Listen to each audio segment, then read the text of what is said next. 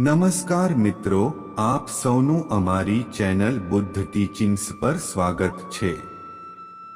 અમે તમારા માટે એવી વાર્તાઓ લાવ્યા છીએ જેમાંથી તમે ઘણી સારી બાબતો શીખી શકશો। તો ચાલો વાર્તાઓ શરૂ કરીએ। મગધના મહાન રાજાઓમાંના એક રાજા અજાતશત્રુનું શાસન ખૂબ જ સારું ચાલી રહ્યું હતું।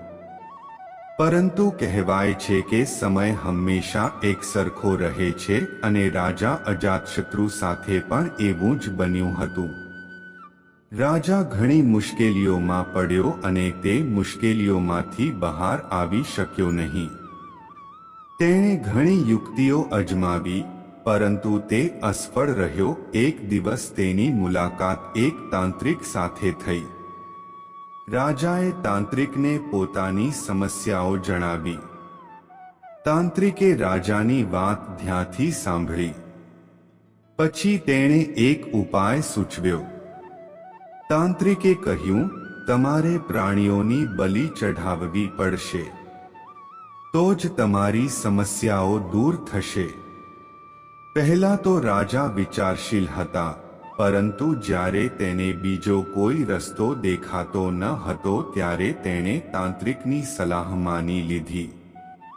તાંત્રિકની સૂચના મુજબ મોટી વિધિ કરવામાં આવી હતી। બલિદાન આપવા માટે પશુઓને મેદાનમાં બાંધવામાં આવ્યા હતા। યોગાનુયોગ એ સમયે મહાત્મા બુદ્ધ મગધ રાજ્યની રાજધાની રાજગૃહમાં આવ્યા હતા। તે એ જ જગ્યાએથી પસાર થઈ રહી હતી જ્યાં રાજાએ ધાર્મિક વિધિ કરી હતી। જ્યારે મહાત્મા બુદ્ધે જોયું કે નિર્દોષ પ્રાણીઓની બલિ ચઢાવવામાં આવી રહી છે, ત્યારે તેઓ રાજા પાસે ગયા અને કહ્યું, રાજા, તમે નિર્દોષ પ્રાણીઓને કેમ મારવા જઈ રહ્યા છો? રાજાએ કહ્યું, મહાત્માજી, હું તેમને મારવાનો નથી પરંતુ રાજ્યના કલ્યાણ માટે તેમનો બલિદાન આપવાનો છું, જેનાથી સમગ્ર રાજ્યને લાભ થશે।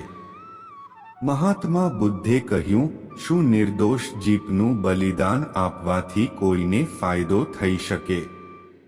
થોડીવાર રોકાઈને મહાત્મા બુદ્ધે જમીનમાંથી એક સ્ટ્રો ઉપાડીને રાજાને આપી અને કહ્યું, તેને તોડીને બતાવો।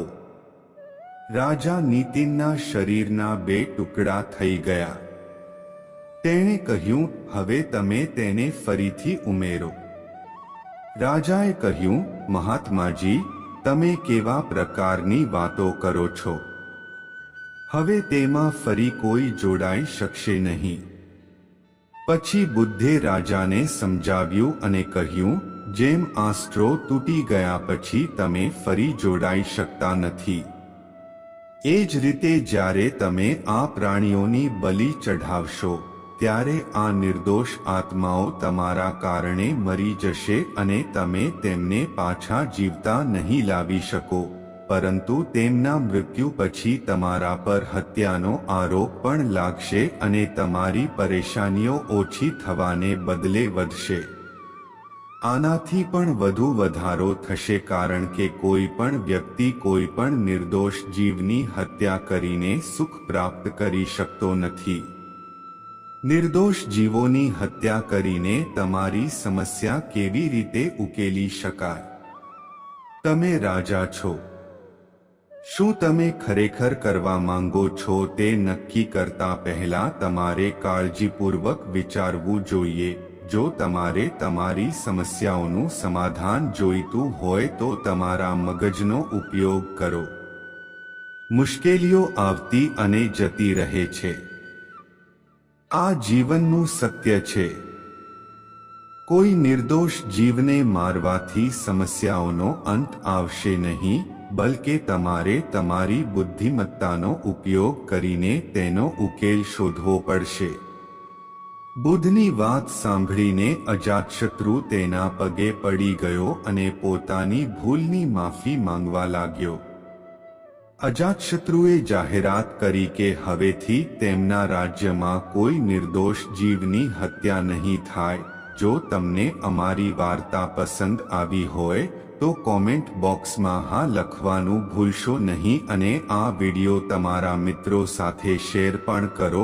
તમારે કોમેન્ટ સેક્શનમાં વાર્તા અવશ્ય જણાવો અને જો તમને ગમતી હોય તો આ ચેનલને અવશ્ય સબસ્ક્રાઇબ કરો અને નોટિફિકેશન દબાવો.